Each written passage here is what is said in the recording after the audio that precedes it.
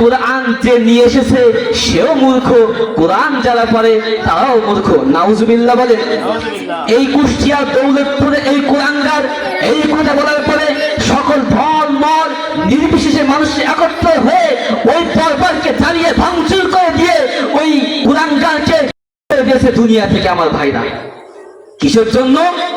ইসলাম কোরআনকে অপমান করার জন্য।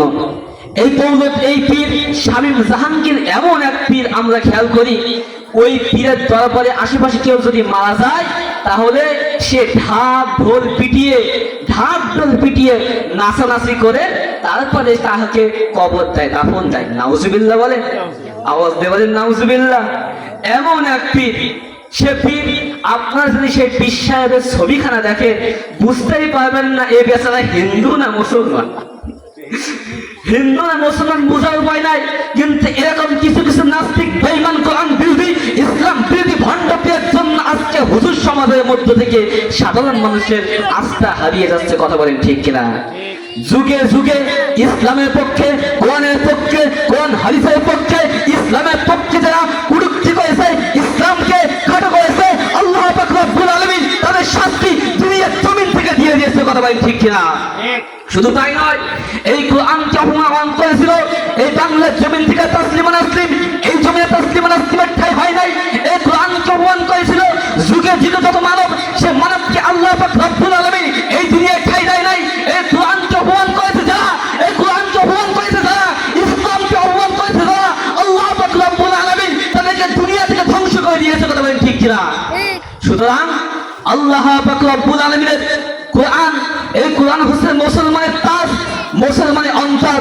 যুগে যুগে এই কোরআনকে যারা ব্যঙ্গ করবে, কোরআনকে যারা ইসলাম বিরোধী কথা বলবে, কোরআন হাদিস না মেনে এই কোরআনের বিরুদ্ধে যারা কথা বলবে, বাংলার জমিনের মুসলমানের, অত্র বিশ্বের মুসলমানের মুমিনের শরীরের ভিতরে এক বিন্দু রক্ত থাকবে, তাকে এই দুনিয়ার জমিনে ছাড়া দেওয়া হবে না। কথা বলেন ঠিক কিনা? এই সেই কোরআন, যে কোরআন আল্লাহ রাসূল সাল্লাল্লাহু আলাইহি ওয়াসাল্লাম দীর্ঘ জীবনে আপনাদের মাঝে, আমাদের মাঝে নিয়ে এসেছেন আল্লাহ পাক রব্বুল আলামিনের কাছ থেকে। এই কোরআন আমরা সহজ কাগজের কোরআন পেয়েছি, কাগজের কোরআন পেয়েছি। আমরা দেখতেছি এই কোরআনে লেখা, আমরা সেটা পড়তেছি, আমল করতেছি, কিন্তু আপনি হয়তো জানেন না এই কোরআনের পিছনে রহস্য। এই কোরআন এই জমিনে আল্লাহ রাসূল সাল্লাল্লাহু আলাইহি সাল্লাম কায়েম করতে গিয়ে আল্লাহ রাসূল সাল্লাল্লাহু আলাইহি সাল্লামের দান দান মুবারক শহীদ হয়েছেন। এই কোরআন এই জমিনে আনতে গিয়ে আপনারা আমার নবী কঠোর পরিশ্রম করেছেন, গালাগালি শুনেছেন, উহুদের ময়দানে দান দান মুবারক শহীদ করেছেন। কঠোর পরিশ্রমের বিনিময়ে এই কোরআন এই জমিনে কায়েম করতে গিয়ে আল্লাহ রাসূল সাল্লাল্লাহু আলাইহি সাল্লামকে হিজরত করা হয়েছে।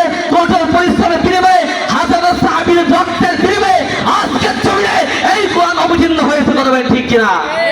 কিন্তু আমরা সাধারণ মানুষ এই কোরআনকে অপমান করে, বাংলার জমিনে এই কোরআনকে অপমান করার মতো দুঃসাহস তারা পায় কিভাবে? এই সেই কোরআন, যে কোরআন পাহাড়ের উপর অবতীর্ণ করেছিলেন। পাহাড় বলেছিল আমি এই কোরআনের ভার নিতে পারবো না। পাহাড়ের পরে যখন এই পবিত্র কোরআন দেওয়া হয়, পাহাড় থরথর করে কাঁপে, থরথর করে পাহাড় কাঁপে। পাহাড় এই পবিত্র কোরআন শরীফের ফল দিতে পারে না, কিন্তু এই কোরআন আল্লাহ পাক রব্বুল আলামিন দয়া করে, মায়া করে, আল্লাহ পাক রব্বুল আলামিন সৃষ্টির শ্রেষ্ঠ মাখলুকাত মানব জাতির উপর আল্লাহ পাক রব্বুল আলামিন এই কোরআন অবতীর্ণ করেছে। সম্মানীয় বসিরা, আজকে দেখেন ইসলাম থেকে, কোরআন থেকে, কোরআন হাদিস থেকে আমাদের কেমন ভাবে মনোযোগ উঠে যাচ্ছে, কেমন ভাবে মনোযোগ উঠে যাচ্ছে। তৎকালীন এক জামানায় 4 জন আল্লাহর ওলি ছিল, 4 জন আল্লাহর ওলি। তখন যাহারা দুনিয়ায় থাকতো 4 জন আল্লাহর ওলিকে ফলো করতো, 4 জন আল্লাহর ওলিকে ফলো করতো, অনুগত করতো, তাদের কাছ থেকে কোরআন ও হাদিসের কথা শুনতো। এমন ভাবে এই 4 জন আল্লাহর ওলি যখন ইসলামের দাওয়াত দিতে থাকে, প্রচার করতে থাকে, আস্তে আস্তে এই 4 জন আল্লাহর ওলির পীর মুরিদরা ভক্তরা বেড়ে যায়, তারা ইসলাম প্রেমিক হয়ে যায়। তারপরে যখন ওই 4 জন ওলি দুনিয়া থেকে বিদায় নিল, দুনিয়া থেকে যখন বিদায় নিল, তাহার ভক্ত মুরিদদের ইসলামের প্রতি আকর্ষণ আস্তে আস্তে কমে যাচ্ছে। তারা আলোচনা করতেছে যে ইসলামের প্রতি আমাদের তো আস্তে আস্তে আকর্ষণ কমে যাচ্ছে।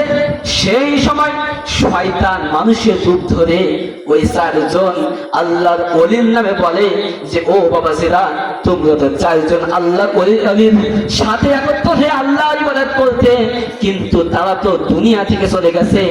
একটি কাজ করো, তোমরা হয়তো ইবাদতে মন পাবে, ওই চারজন আল্লাহর ওলির মুক্তি বানিয়ে তার সামনে তোমরা আল্লাহর ইবাদত করো। এই কথা যখন বলে তখন সাধারণ মানুষ ওরা বোঝে না। ইবলিস যখন মানুষের রূপ ধারণ করে এই কথা যখন তাদের মধ্যে প্রচার করলো, সাধারণ মানুষ ভাবলো হয়তো এটা হতে পারে আল্লাহর প্রতি ইবাদত বেশি হতে পারে, দেখি এইটা করে নাকি। সাধারণ মানুষ আল্লাহর ওলির চারটি মুক্তি তৈরি করে চার জায়গায় রাখলো, প্রত্যেকে ওই মুক্তির সামনে এসে আল্লাহর ইবাদত শুরু করে দিল। এমন ভাবে যখন ওই জেনারেশন শেষ হয়ে যায়, পরের জেনারেশন যখন আসে তখন তাদেরও ইবাদতে মন বসে না। যখন ইবাদতে মন বসে না, শয়তান আবার আসলো, এসে বলল ও বাবাজিরা, তোমরা কি জানো তোমাদের ইবাদতে মন বসে না কেন? তখন সাধারণ মানুষ বলতেছে বাবা কেন?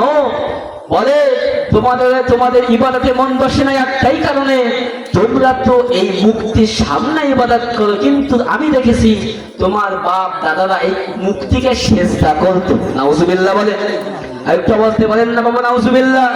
মুক্তিকে তারা সেজদা করতো। এমন ভাবে যখন যুব সমাজের মাঝে এই মিথ্যা প্রচার শুরু করে দিল, আস্তে আস্তে মানুষ ওই মুক্তিকে সেজদা করা শুরু করলো। সেই সময় থেকে এই মুক্তির প্রতি সেজদা।